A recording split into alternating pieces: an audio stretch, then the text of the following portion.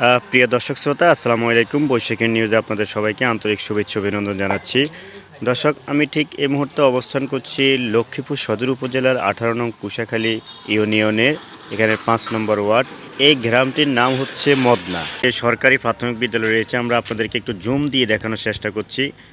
এই যে মদনা সরকারি প্রাথমিক বিদ্যালয়, এই মদনা সরকারি প্রাথমিক বিদ্যালয়ের পাশেই কিন্তু এই রাস্তাটি ধসে পড়েছে।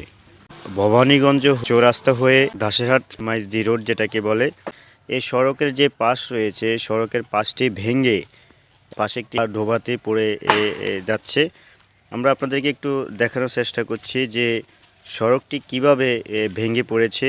এটা খুবই ঝুঁকিপূর্ণ এবং খুবই যে কোনো সময় এই সড়কে বড় ধরনের মারাত্মক দুর্ঘটনা ঘটে যেতে পারে।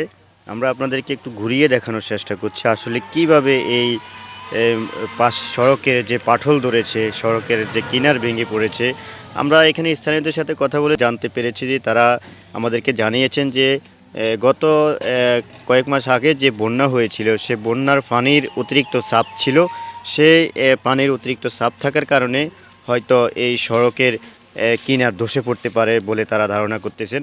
এটি একটি মহাসড়ক। এই সড়ক দিয়ে মাইজদিতে আসা যাওয়া, মাইজদি থেকে লক্ষ্মীপুর, লক্ষ্মীপুর থেকে মাইজদি।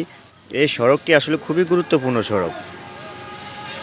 দেখুন, তা আমরা এ বিষয়ে প্রশাসনিক যে ঊর্ধ্বতন কর্মকর্তারা রয়েছে, এলজিডি অফিস রয়েছে, সড়ক অফিস রয়েছে, আমরা এই রাস্তাটি যাদের অধীনেই হোক না কেন, আমরা তাদের কাছে অনুরোধ করব যে অচিরেই যেন এই সড়কটির ধসে পড়া রাস্তার কিনার যেন তারা সংস্কার করে দেন।